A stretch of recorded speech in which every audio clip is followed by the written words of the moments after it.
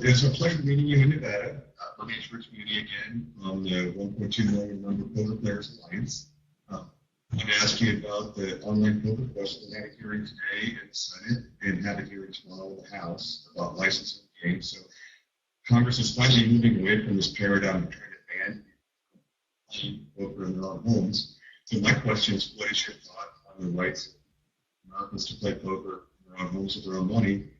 What's your opinion on that brand of conservatism that sees big government as a valuable tool to influence societal values?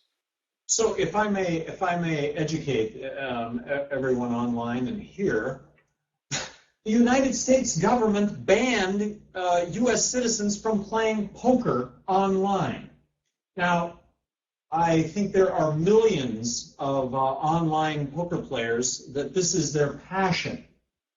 And so this went offshore, and recently the government cracked down on the offshore, so you have arguably 10 million poker players that were playing poker online, and we've completely shut down that industry. The Republicans passed the legislation in Congress. Bush signed the legislation, and so we now have 10 million Americans that are denied their passion. I think this is an example of dozens of other issues where government steps in, and who are they protecting? Who are they protecting when they ban you from playing poker online? If that's your passion, well, they shouldn't step in the way of that.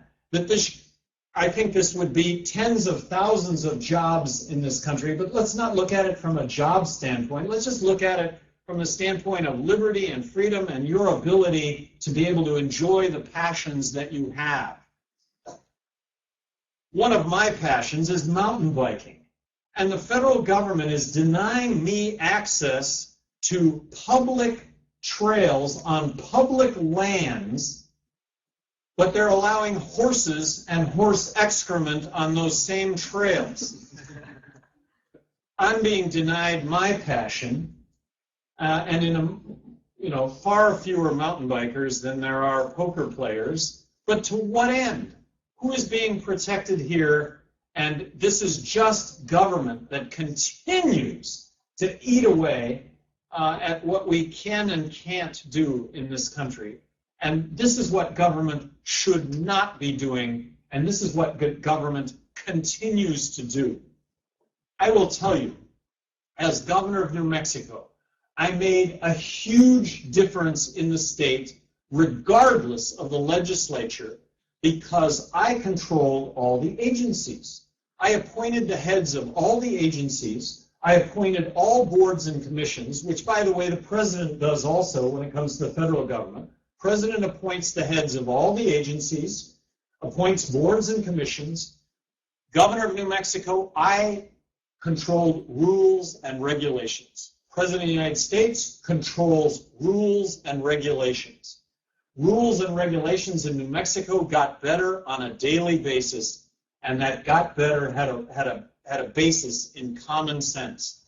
I had a program in New Mexico that I called Open Door After 4, where the third Thursday of every month I met with anybody in the state, starting at 4 o'clock in the afternoon until 10 o'clock at night on 5-minute increments.